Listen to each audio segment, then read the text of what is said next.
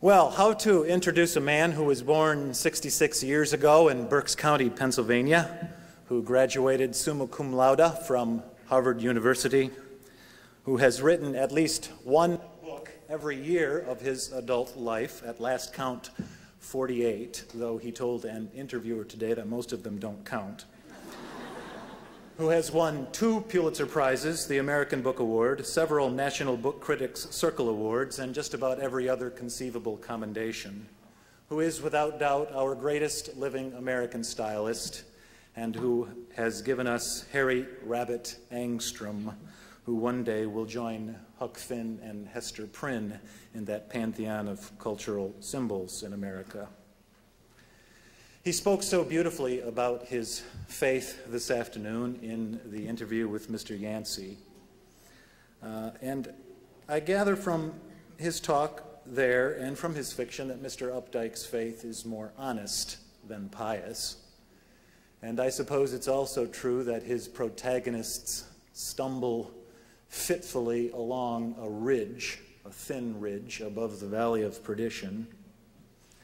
But his unsparing realism shuns shallow answers, and in the end it seems as if God lurks in the rough along the edge of the fairway or in the corner of the bedroom. As Rabbit puts it, there is something that wants me to find it.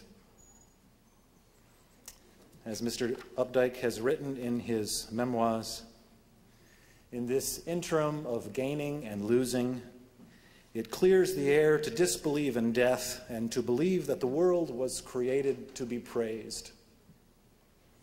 And the self's responsibility then is to achieve rapport, if not rapture, with the giant cosmic other, to appreciate, let's say, the walk back from the mailbox.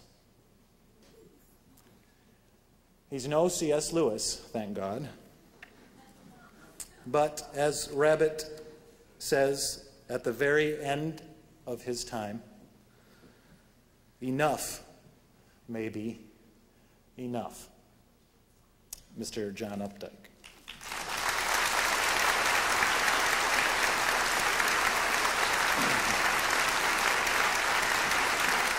Thank you.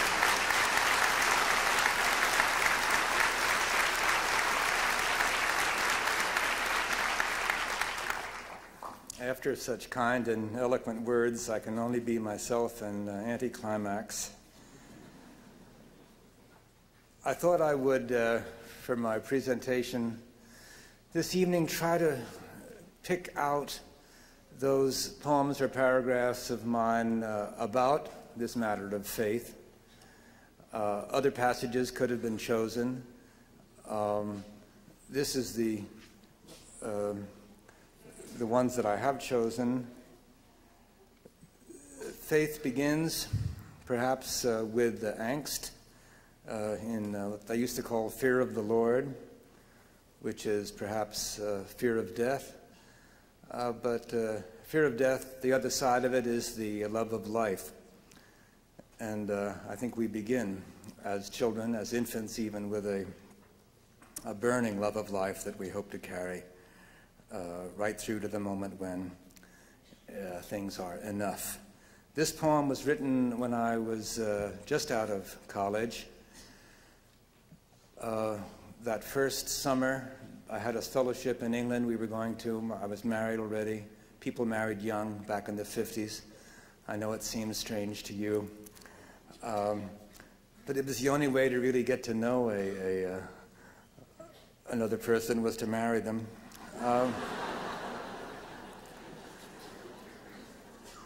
Anyway, I wrote this poem called Burning Trash, and the poem was rejected by the New Yorker, to which I had sent it.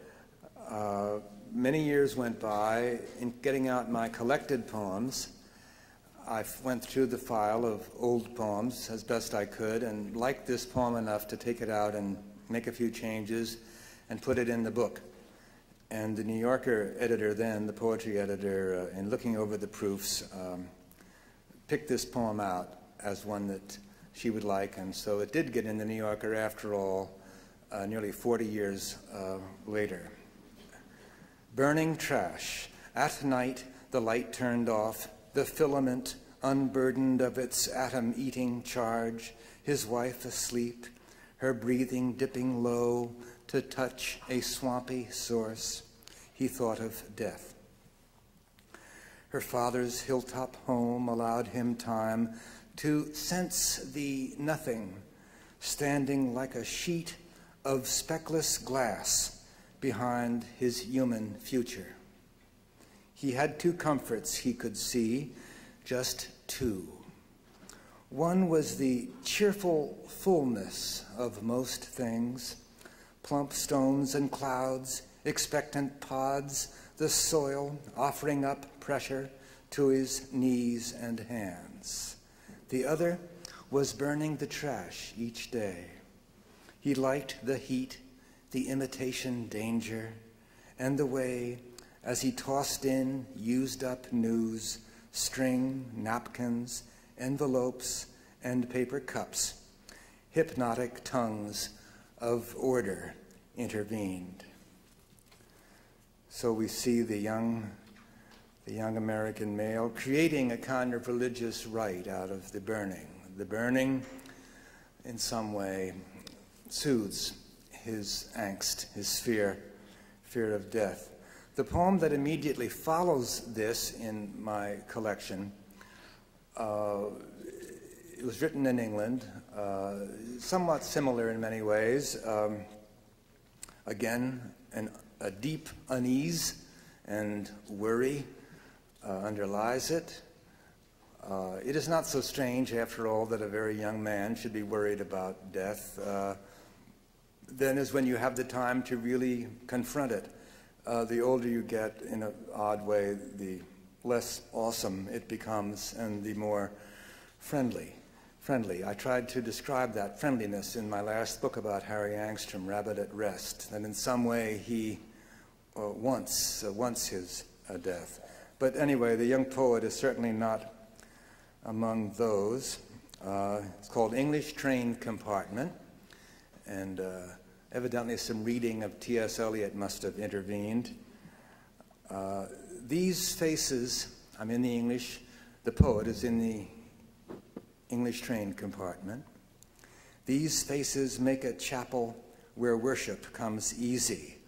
Homo enim naturaliter est animal sociale. The flutter of a guardian, the riveted image of comb in ta'en head, faded by decades of eyes, the sting of smoke, the coughs, the whispering, lend flavor to piety's honest bone. Half sick, we suck our teeth, consult our thumbs, through brown-stained glass confront the barbered hills and tailored trees of a tame and castrate land. Sheep, elegant enough for any eclogue, browse under constable clouds. The unnatural darkness swells, and passengers stir at the sound of tapping fingernails. Rain, beginning, hyphenates our racing windows, and hands and smiles are freed by the benediction. The lights always on, now tell. One man talks, and the water, sluicing sideways, teases our direction. Indeed, we are lively, smug, and brave as adventurers after some great hazard, while beside our shoulders the landscape streams as across the eye of a bathysphere surfacing.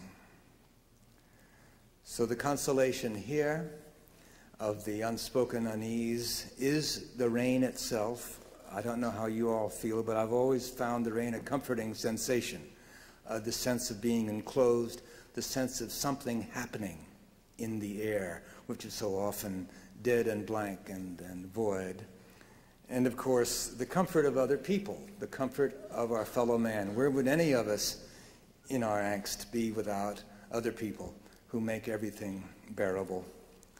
The line in Latin is from St. Thomas Aquinas, who said, homo enim naturaliter, man is naturally, therefore, est animal sociale, a social animal. So we are social animals and turn to each other for comfort, all else failing.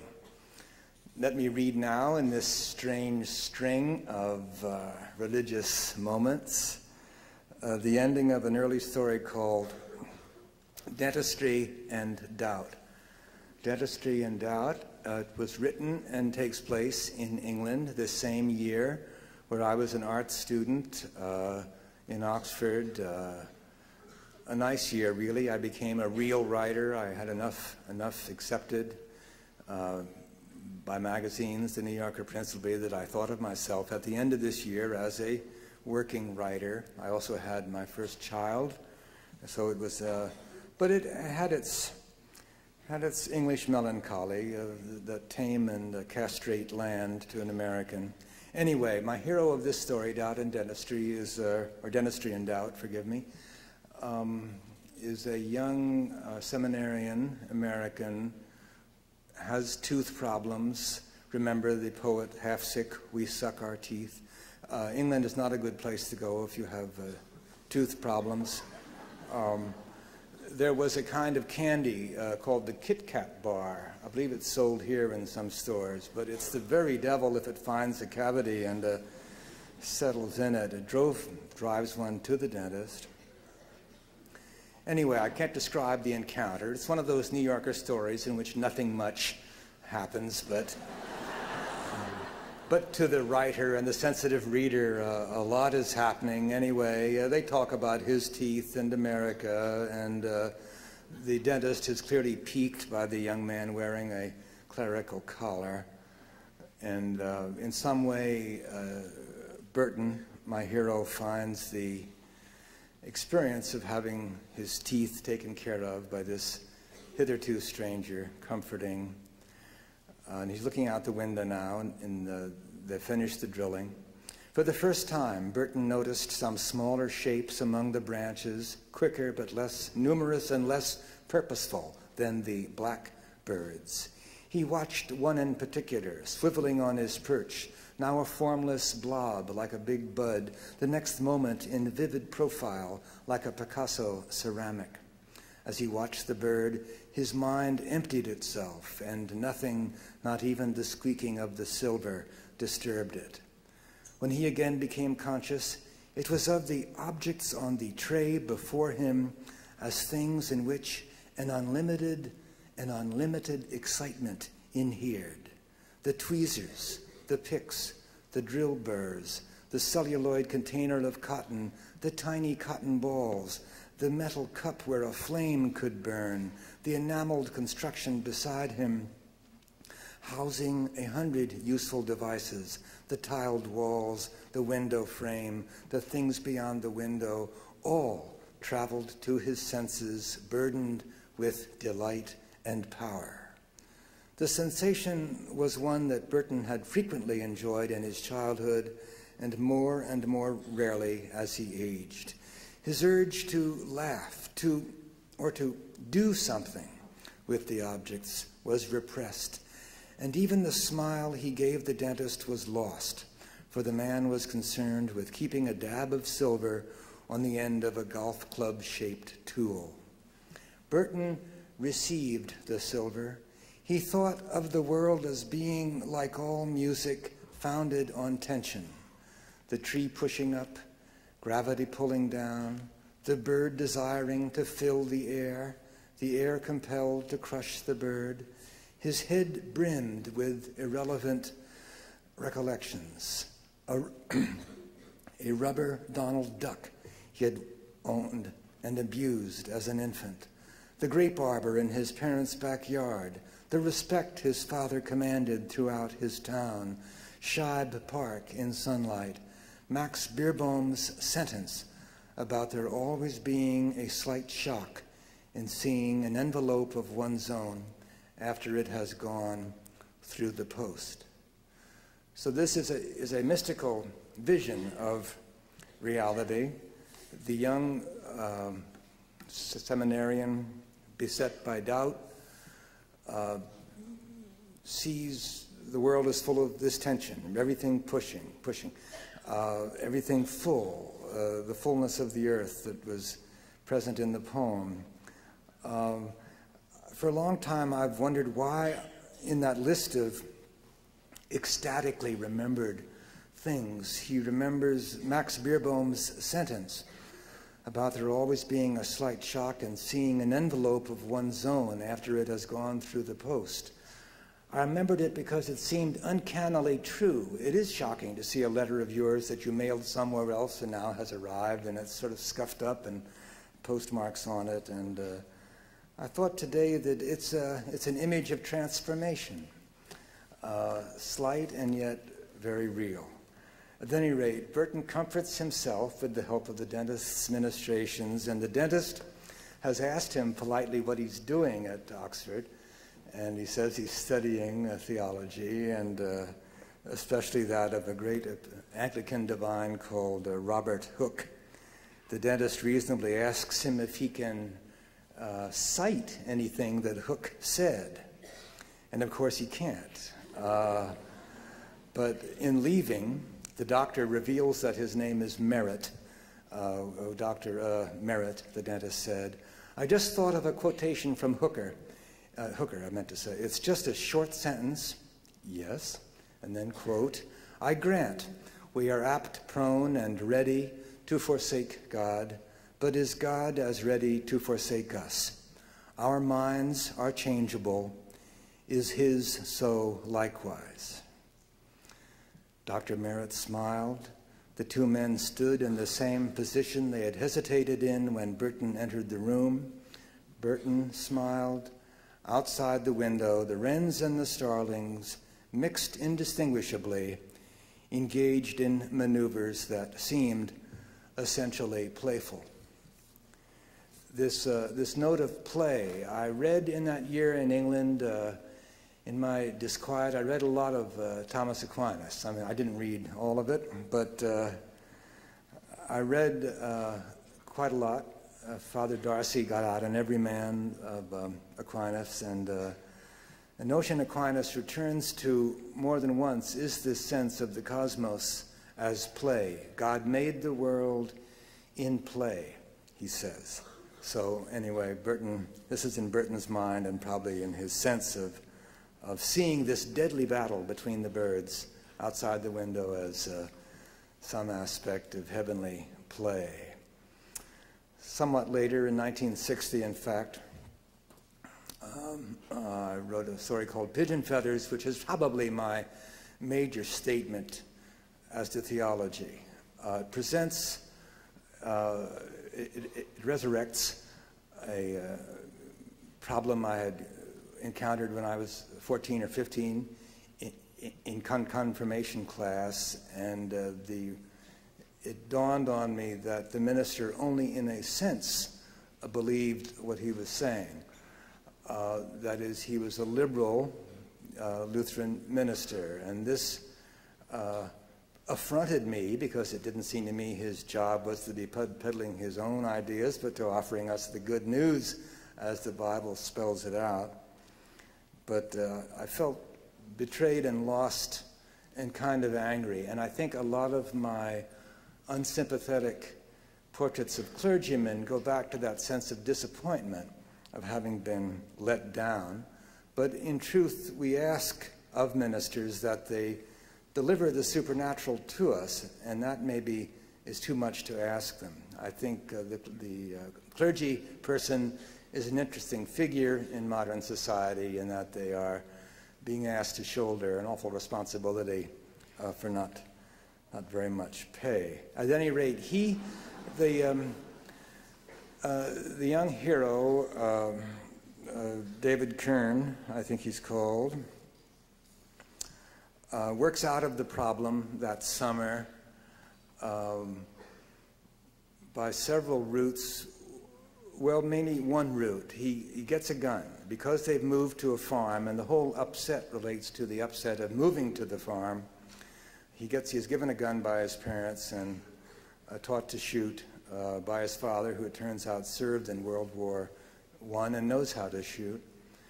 And he's asked by his grandmother to go kill some pigeons that are in the barn and that are fouling the old furniture they brought from their former home. So he dutifully does this, at first with repugnance and then with some pleasure.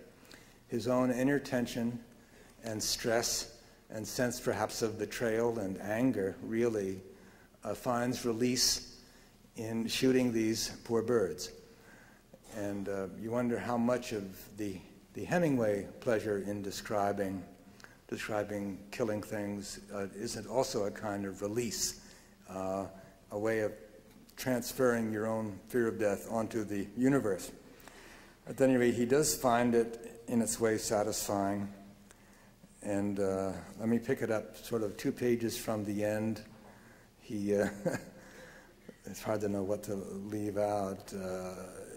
His mother comes out. She can hear the shooting, saying, "Copper, Copper's the dog. Copper's hiding behind the piano and won't come out. I had to leave him." "Well," David says, "don't blame me. I didn't want to shoot the poor devils." "Don't smirk," the mother says. "You look like your father." "How many did you get? How many did you get?" "6, he says. She went into the barn and he followed. She listened to the silence. Her hair was straggly, perhaps from tussling with the dog.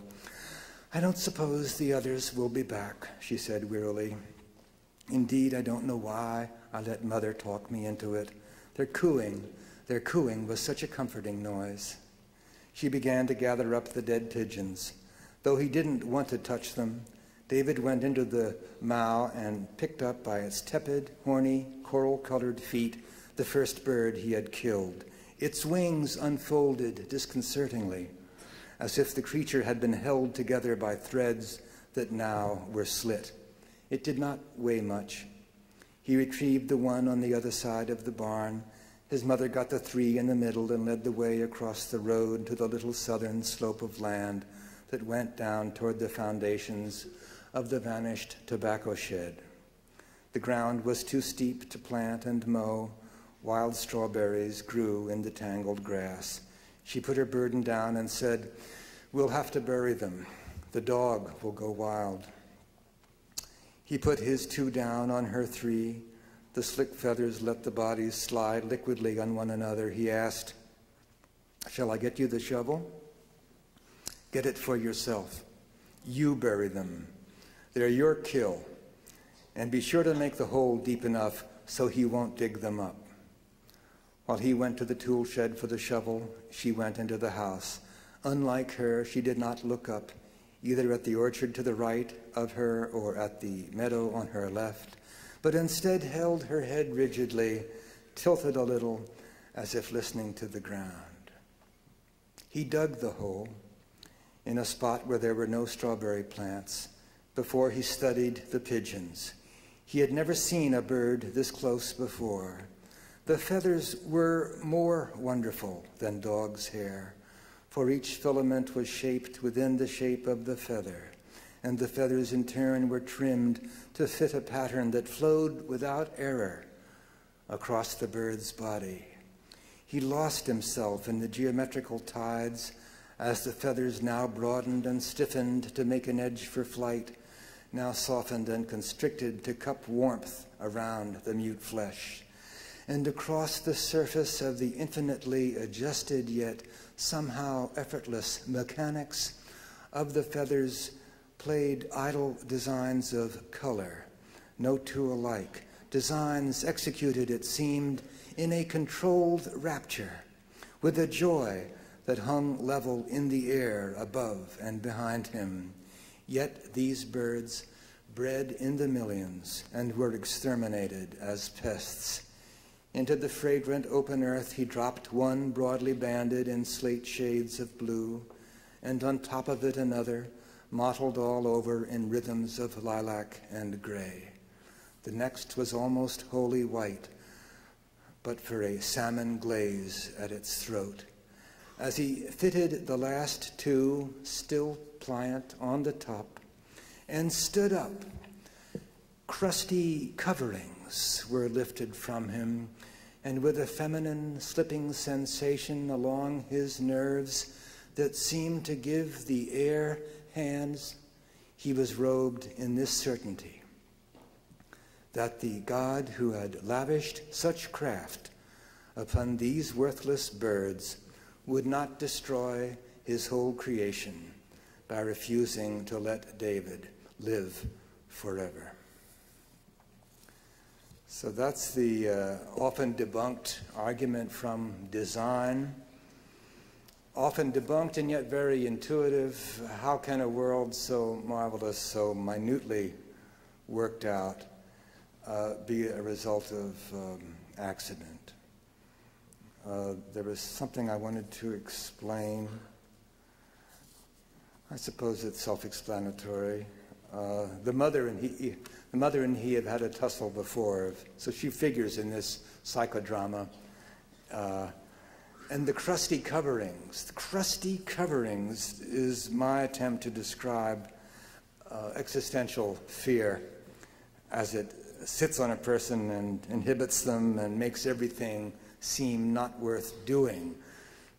Can't get through it. It's sort of an opaque crust preventing you from living.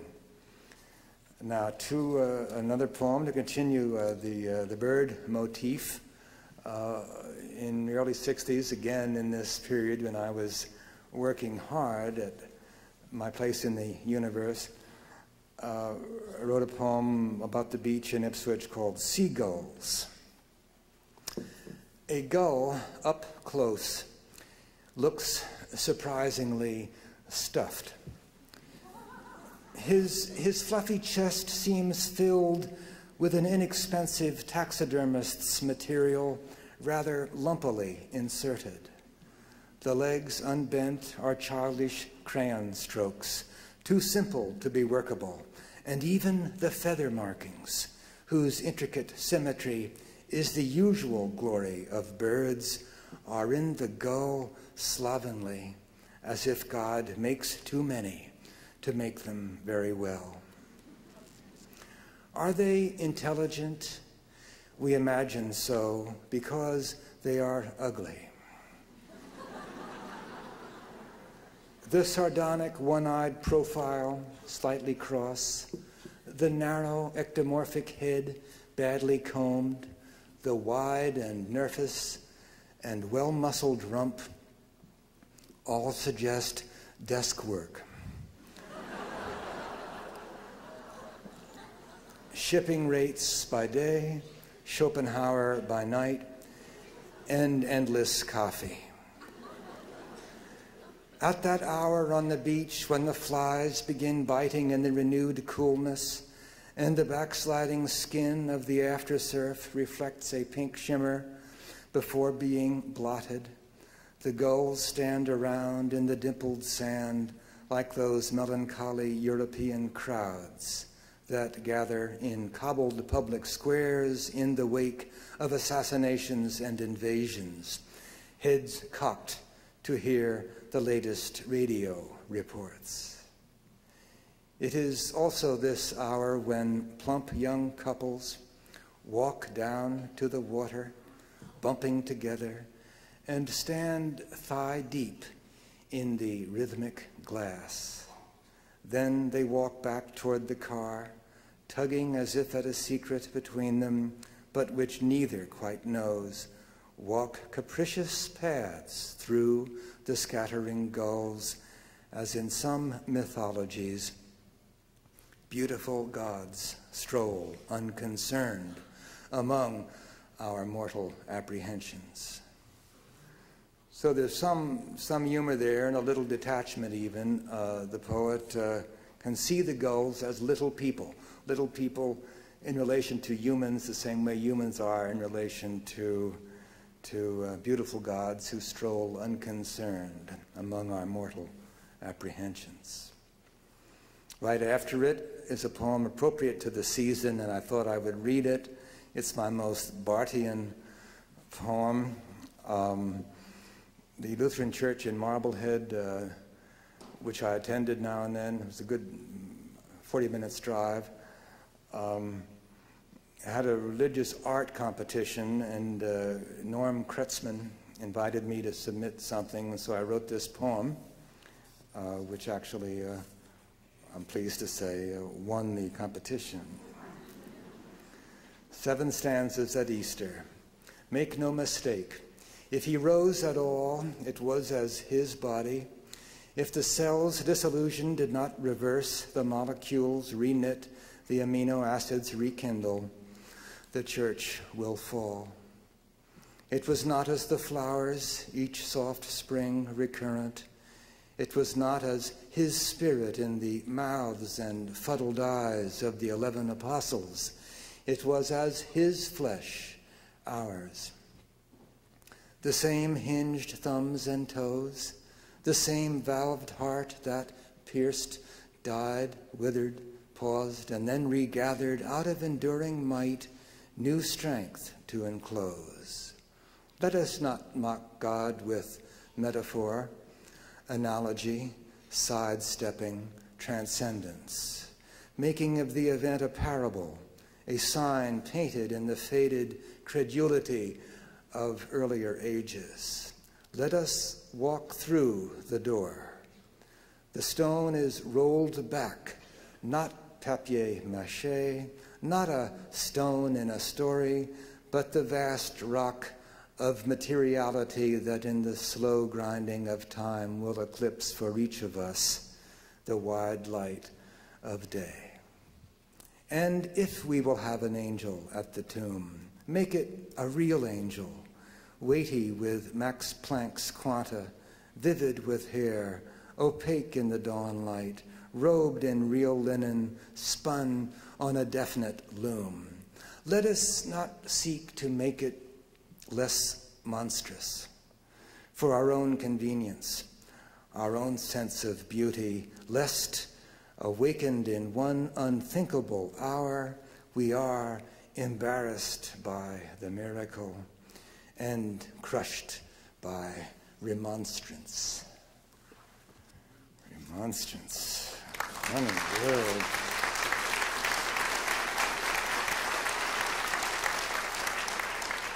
That's the high tide of unambiguous Christian faith in my work. I was seeking for comfort, and the universe, the world, the earth, with its creatures, like a child. I once read that to a child, a dog's behavior is much more intelligible than that of its parents. And so in a way, in this need to relate to the world, one looks at our fellow creatures who, unlike us, have experienced no fall.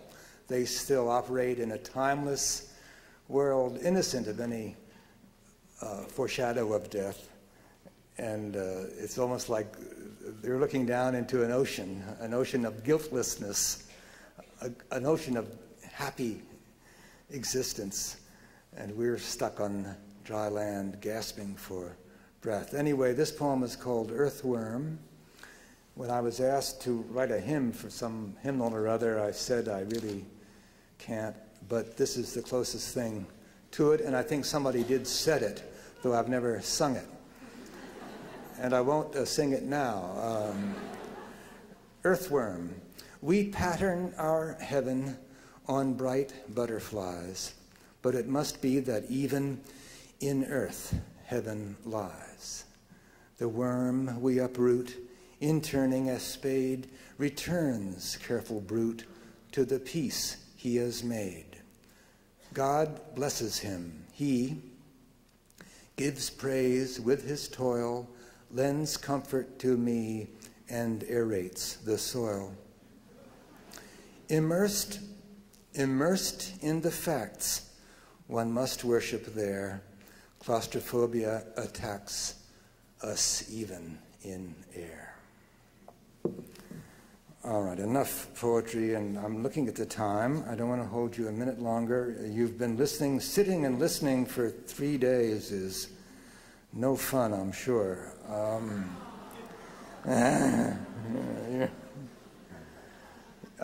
We've heard self-consciousness referred to. I didn't go to the seminars or whatever they were, the papers on me, and I don't want to go over ground you already heard. I did write. I tried to write in my memoir, figuring somebody wanted to do a biography of me, and rather than have that happen, I said I'll write my own. And so I wrote Self-Consciousness, 6 separate essays on different aspects of me that I thought were peculiar, or at least to me were determining, almost about my handicaps in a way. The first one was on the small town I come from. The next was on my skin problems. The next was on stuttering, my stuttering.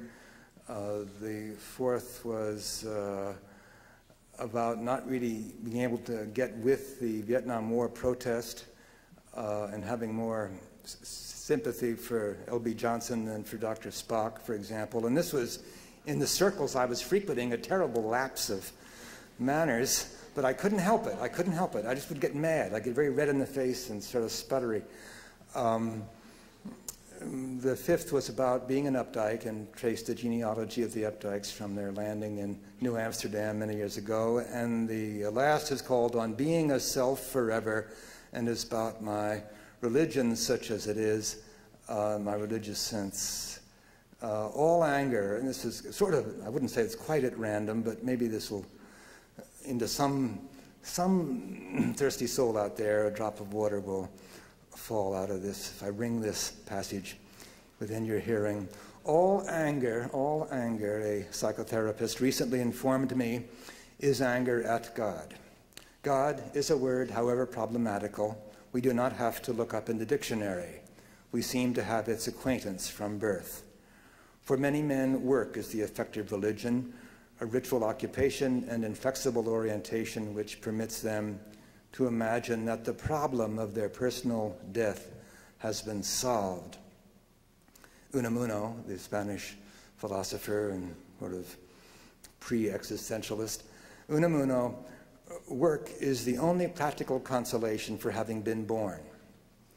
My own chosen career, its dispersal and multiplication of the self through publication, its daily excretion of yet more words, the eventual reifying of these words into books, certainly is a practical consolation, a kind of bicycle which, if I were ever to stop pedaling, would dump me flat on my side. Religion enables us to ignore nothingness and get on with the jobs of life. Perhaps there are two kinds of people, those for whom nothingness is no problem, and those for whom it is an insuperable problem, an outrageous cancellation rendering every other concern, from mismatching socks to nuclear holocaust, negligible. Tenacious of this terror, this adamant essence as crucial to us as our sexuality, we resist those kindly stoic consolers who assure us that we will outwear the fright, that we will grow numb and accepting and, as it were, religiously impotent. Unamuno says, with the rhythms of a stubborn child, I do not want to die. No, I neither want to die nor do I want to die. I want to live forever and ever and ever. I want this I to live, this poor I that I am and that I feel myself to be here and now. The objections of material science and liberal ethics to this desperate wanting belong to the outer sunlit world. Of sense and the senses, our wanting and its soothing belong to the elusive dark world within. Emerson in Nature points out, quote, the total disparity between the evidence of our own being and the evidence of the world's being. That strikes me as being more profound than it may sound, but we know of our own existence in a totally other way than we know of your existence, of things' existence. There is, and it's not just our hands, not just awareness of our body, but there is something that seems to exist in a way we have no comparison with. But forgive me for this discretion. I cite the Emerson and then I say, evidence of God's being lies with that of our own. It is on our side of the total disparity that God lives. In the light, we disown him embarrassedly. In the dark, he is our only guarantor, our only shield against death. The impalpable self cries out to him and wonders if it detects an answer, like the inner of the two bonded strips of metal in a thermostat. The self curls against him and presses. The need for our I to have its thou, something other than ourselves, yet sharing our subjectivity, something amplifying it indeed to the outer rim of creation, survives all embarrassments, all silence, all refusals on either side. The sensation of silence cannot be helped. A loud and evident God would be a bully, an insecure tyrant, an all-crushing datum instead of, as he is, a bottomless encouragement to our faltering and frightened being. His answers come in the long run as the large facts of our lives, strung on that thread running through all things. Religion includes, as its enemies say, fatalism and acceptance and consecration of what is. The thermostat image needs adjusting. God is a dark sphere enclosing the pinpoint of ourselves, an adamant bubble enclosing us, protecting us, enabling us to let go, to ride the waves of what is. I don't like being as dogmatic as that passage, but it seemed at the time to express something of my most, and it's very hard to talk about your own religion, much easier to talk about your sex life, and almost easier than to talk about your finances. It is an intimate realm. It's an intimate realm. I believe in Grand Rapids there is a publishing house called Erdman's, and I once wrote an introduction for a little book by Karl Barth for them that I was pleased with. I thought it came out nicely. It's about Barth. Barth loves Mozart. He loves Mozart above all, loves him above Beethoven, above Bach. Began each day by playing some Mozart to himself. And he collected his few little essays and things in a charming book called Wolfgang Amadeus Mozart. And let me read this. This may be all we have time to read. I'm saying, granted that the situation of the world and of the individual life is as desperate as Barth paints it, and granted that the message of the Bible and of the Pauline epistles in particular is just as he explicates it, amid these radical truths, how shall we conduct our daily lives? Does not God's absolute otherness diminish to zero the significance of our petty activity and relative morality? Yet Mozart's activity, his playing, is regarded by Barth as exemplary, and the intensity and the freedom of his playing exonerate, it would seem, Mozart's narrowness, his ignorance of his era's science, politics, and philosophy, and the disastrous naivete with which he conducted his practical affairs. Barth's attitude toward Mozart puts me in mind incongruously of Walt Whitman's praise in Song of Myself of animals. This is Whitman. They do not sweat and whine about their condition. They do not lie awake in the dark and weep for their sins. They do not make me sick, discussing their duty to God. Like these beautiful and guiltless animals, Mozart's music says, yea. Hearing it, Barth tells us, quote, one can live, unquote. By focusing so purely, so simply upon the making of music, Mozart, like Whitman's panther, who, quote, walks to and fro on a limb overhead, gives us an example of tending to business, of channeling and reflecting within the specialized talent divine energy. Mozart, superb creature, quote, never knew doubt, end quote. His ever-present lightness exalts him above all other composers. Barth marvels at, quote, how this man, while truly mastering his craft and always striving toward greater refinement, nevertheless manages never to burden his listeners, especially not with his creative labors. And yet a yea, to have weight and significance for us, must overpower and contain a nay. And so in Mozart's limpid outpouring, Barth also hears, quote, something very demanding, disturbing, almost provocative, even in the most radiant, most childlike, most joyful movements. What he translated into music was real life in all its discord. His music reflects the conflicts and passions of his time as fully as the omnivorous mind of Goethe. A tireless absorber of the musical currents around him, Mozart, quote, moved freely within the limits of the musical laws of his time, and then later ever more freely. But he did not revolt against these laws, he did not break them. It is in his consideration of Mozart's freedom that Barth becomes most theological, most instructive, and even most musicological. This ideal man, Mozart, carrying the full baggage of human woe and of temporal convention and restraint, possesses his freedom through a, quote, triumphant turn, end quote, out of nay into yea. This turn is construed as more admirable than Goethe's sovereign humanism or Schleiermacher's location of a neutral center whereon balance can be achieved.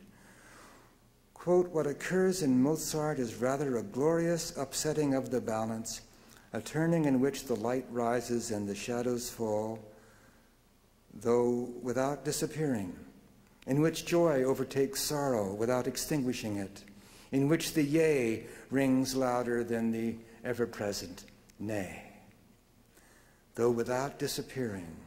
Thus the theologian acknowledges the inextinguishable problem of evil. He implies a cosmic paradigm in the way in which Mozart sweeps into his magnificent lightness everything problematical, painful, and dark. Mozart's music for Barth has the exact texture of God's world of divine comedy. Hearing it, he is transported to the threshold of a world which in sunlight and storm, by day and by night, is a good and ordered world. That's Barth. The order is, in Mozart, deeply assimilated and not a kind of exoskeleton, a message as in Bach. Nor is Mozart engaged in personal confession like Beethoven. Between the creedal and the personal, he embodies the vital, the living God, so recurrent in Barth's phraseology. Mozart's music, like the teeming drama of the Bible and like good crisis theology, gives us permission to live. Quote, with an ear open to your musical dialectic, one can be young and become old, can work and rest, be content and sad. In short, one can live. Thus Barth speaks directly to Mozart in a tone of profound gratitude. Those who have not felt the difficulty of living, have no need of Barthian theology, but then perhaps they also have no ear for music. Thank you. Reading that description, you know, I mentioned Barth because he's, of course, the foremost Reformed theologian, and I assume is read here and remembered that when you go to the religion section of a bookstore now, you don't find much Karl Barth. Maybe in Calvin College you do, but certainly not out in the world of border books. No, you find Oriental mysticism, diet, crystals, astrology. How can people live without Karl Barth? I don't understand, but a number of them seem to do it. What is the striking lack, in a way, in Barth is that the cosmic picture he paints, God's absolute otherness. There is no way man can reach God. God can only reach to man. There is no ladder tall enough. On the other hand, he says there is no ladder too short. But in this Kierkegaardian, worse than Kierkegaardian picture. What do we do about living? What do we do about being good? And in presenting us with Mozart, he presents us really with the model good man. And though we can't all be Mozart, the spirit of Mozart, the accepting constraint and yet being free within the constraints, and the somehow rolling the huge nay into an even bigger yay, I think that's a model we can all live by, and to a small extent, I've tried to live by it. Thank you very much for your kind attention.